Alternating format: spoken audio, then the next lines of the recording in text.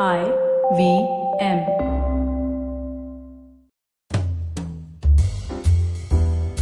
Really, with your hand on your heart, with all honesty, without having to accept it to anyone else, between you and me, tell me, do you think, and genuinely, okay, do you think you really know and accept your partner? If the answer is kind of yes, let me ask the question other way around. Do you think your partner feels accepted, trusted, and understood in your presence? Relationships and love are kind of complicated. The decision of falling in love is an emotional and also a hormonal decision. But rising in love takes a lot more work than one can imagine. Welcome to Absolutely Right, the very first graphology based podcast show in India. I'm your host Aditi Surana. I'm a graphologist and a high performance coach. Today, on the last episode of our 5-part Friday relationship series, let's talk about what can you do to really know and accept your partner for who they truly are. In last 4 episodes, we have dealt with different issues. Today, let's talk about the healthy habits that you can cultivate. Kubul hai, kubul hai, kubul hai. Different people, different cultures, different styles to accept a marriage. You know, all of us have gone through some variation of kubul hai when we get into a relationship. We accept new responsibilities. We accept the financial adjustment, accept the new roles that the post-married life brings in. But unfortunately, most people do not know how to understand and accept the most important part of this equation, their partner. And why not? How would you? Barring a very small percentage of our listeners, if at all, most of you are neither psychiatrists, psychologists, or psychology students to know an objective, scientific way to analyze somebody.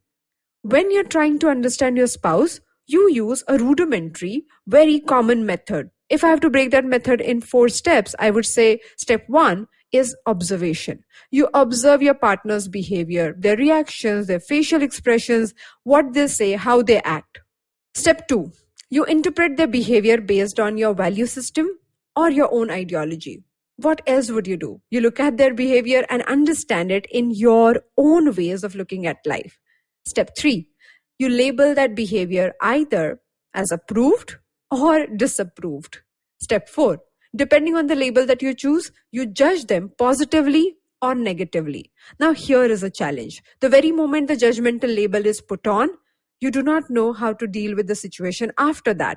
If you judge your partner to be a lazy one, after that, no matter what he does, you keep looking at him from the lazy lens.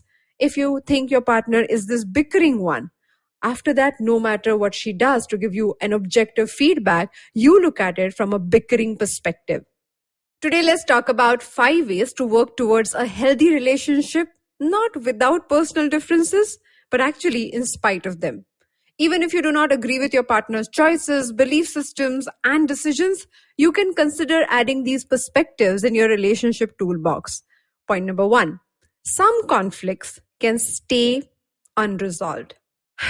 This one is the toughest one for me. I kind of do not understand it, but I am working at it nevertheless. As I quoted Esther Perel in the Absolutely Right episode number 96, the fights or conflicts do not break the relationship. It is how you repair them or how you are unable to repair them that breaks the relationship. Letting go of unresolved conflicts is one of the ways you can really make your relationship stronger. To be very honest with you, when I try to do it, the analytical mind of a graphologist wants to get to the bottom of each and every behavior. But that is not helpful whatsoever. Conflicts were very different. Back in the day when our grandparents got married, they mostly chose similar communities. They knew each other's background and also they agreed on larger ideas of life and everyday ways of going about it. Unlike my parents, I was brought up by a Telugu father and a Maharashtrian mother. And though they agreed on the larger ideas of life, I saw how my parents were different and made different choices when it came to everyday living. Today, most of us get in relationships with people from unfamiliar and dissimilar backgrounds. And that is the reason for enormous conflicts that we face. According to a relationship researcher, John Gottman, who has studied thousands of couples, the idea that couples must communicate and resolve all their problems is a myth. He doesn't believe in it whatsoever. He says you must let go of some fights and let them lie unresolved. So, next time you're at that point, ask yourself this question: what would change if I leave this fight unresolved? What would change if I go to the end of it and find a result to this conflict? When you look at both these options, ask yourself, does it really bother you if you don't address it? If it bothers you, then go ahead and deal with it. But if it doesn't bother you, then accept that and just drop it. Point number 2, spend time apart. Philosopher and poet Khalil Gibran wrote, "Love one another, but make not a bond of love. Let it rather be a moving sea between the shores of your souls." Spending time apart became way more crucial, especially during the lockdown. You know how important it is. But forget about the lockdown. In general relationship, I call this part of wanting to be together all the time as the sugary sugar part of it. You know, you keep liking it, you keep eating it, and you do not know when you get addicted to it. Sugary sugar part. It starts with a romantic idea, a simple idea of wanting to spend as much time together. Because you like the person, you like their company, you keep doing it. Slowly, it becomes your habit. And in no time, it becomes your mandate. People feel resentful when the partners refuse to share that special experience with one another. You know, people also report that they have forgotten who they used to be before they got into their relationship, before they got married. Now, why does it happen? If you lose your connection with yourself to be with the other person, then in no time you cannot have any connection with the other person. On 14th of Feb, we are doing a graphology-based relationship workshop called Rediscover Yourself in Love, because most people lose themselves. They do not know who they are becoming, especially when they are in a relationship. Now, let me tell you why it is crucial to spend time apart. Have you ever seen multiple plants growing in one pot? We generally don't do it, but during the lockdown, our Mali Bhaiya, the gardener, could not pay regular visits. So some pots became crowded with more than one plant in it. And we could not repot it ourselves, so we had to wait it out. Like most lockdown couples, they also felt locked up, trapped, and strangled in each other's presence. तो भाई कभी कभी दूरियां भी जरूरी होती है.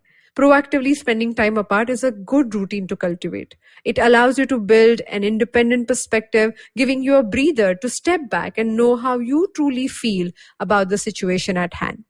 Point number 3, you and your partner will grow and change in unexpected ways.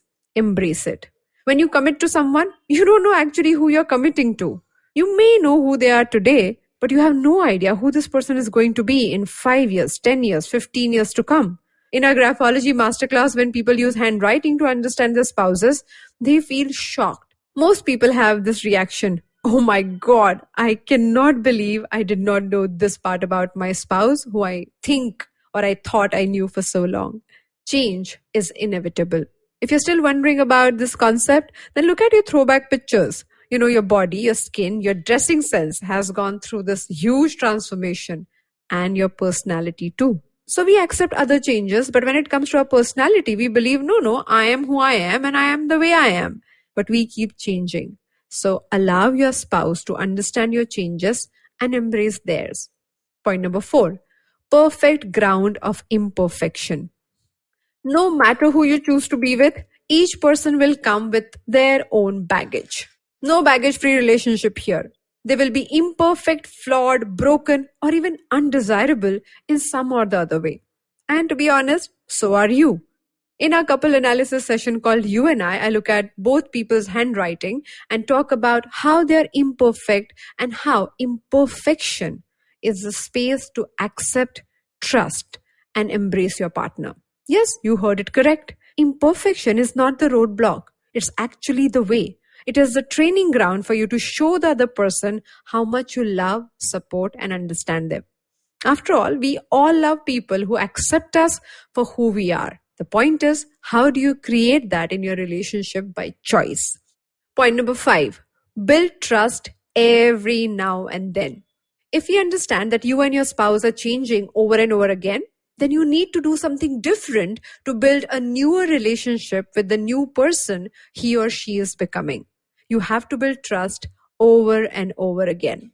Earlier in the conversation, I mentioned researcher John Gottman, right? He is known for his research method called thin slicing relationships. I discovered about his work in Malcolm Gladwell's famous book, Blink. The way I look at handwriting samples to understand what body is communicating about your emotions, Gottman hooks couples to a series of biometric devices and then records them having short conversations. He goes back and analyzes the conversation frame by frame, looking at biometric data, body language, tonality, and specific words chosen. Then he combines all this data together to predict with a staggering 91% success rate whether this newly married couple will divorce within 10 years or not. John says something interesting about trust. He believes that trust is built in very small moments, which he calls sliding door moments. In every interaction, there is a possibility of connecting with your partner or turning away from your partner. One such moment is not important, but if you are always choosing to turn away, then trust erodes in relationship very gradually, very slowly. Go ahead, add all these 5 ways to your relationship toolbox and tell me which one of them really worked for you. Thank you so much for joining me on this episode of Absolutely Right. If you would like to know more about personalities, people, signatures, and your spouse, join me on my Graphology Masterclass. Our new batches start on the first Saturday of every month. Next batch is starting on 6th of March. All the details are mentioned on my website, aditisurana.com. If you like this podcast, then do not forget to check out other interesting podcasts on IVM Network. You can listen to us on the IVM Podcast app or ivmpodcast.com. You can also follow us on our social media. We are at IVM Podcasts on Twitter, Instagram, and Facebook. Let's connect on Wednesday on our 99th episode. Till then, happy writing. I hope you enjoyed that show. If you aren't following us on social media, please do. We're IVM Podcasts on Twitter, Facebook, and Instagram. I'd like to thank our sponsors this week, Storytel and TheWholeTruthFoods.com. So, great week on the network. Number of really interesting shows for you guys to check out. Here are a couple of the ones that I would like to highlight for you. Check out This Round Is On Me. Gauri Devi Dayal talks to her husband Jay Yusuf about mixing business and pleasure. They're the husband and wife business partners at Food Matters Company. Give it a shot. Really fun show. On Nankari, they speak about chaat, the queen of the street foods. A fun episode. They canvass the beauty and romance of street food, its cultural importance in a city, and they also discuss the unfortunate harassment that street vendors sometimes go through. On Paisa Vaisa, we had Madhuchanda. They joined Anupam talking about the budget and the different aspects of it. Storytellers and Storytellers features Shreyansh Pandey, creator of Kulak, a great conversation and some interesting insights into facilitating and nurturing writers. Do check that out. On Thale Harate, the Kannada podcast, Mansi Prasad spoke to Pawan Srinath about the history and appreciation of Indian music. It's a really interesting conversation. They discuss classical music and how it evolved in India, what are the various musical instruments and how they developed. Really fun, interesting stuff. And with that, I hope to see you again next week.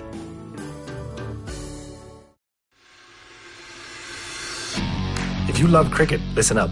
The Edges and Sledges Cricket Podcast is here for you. Hosted by DJ, Varun, and me, Ashwin, we bring a fun, fresh fan's point of view to talking all things cricket. Sometimes it's just the three of us, sometimes we have guests, including current and former international cricketers. For new episodes every week, check out the Edges and Sledges Cricket Podcast on the IVM app, website, or wherever you get your podcasts.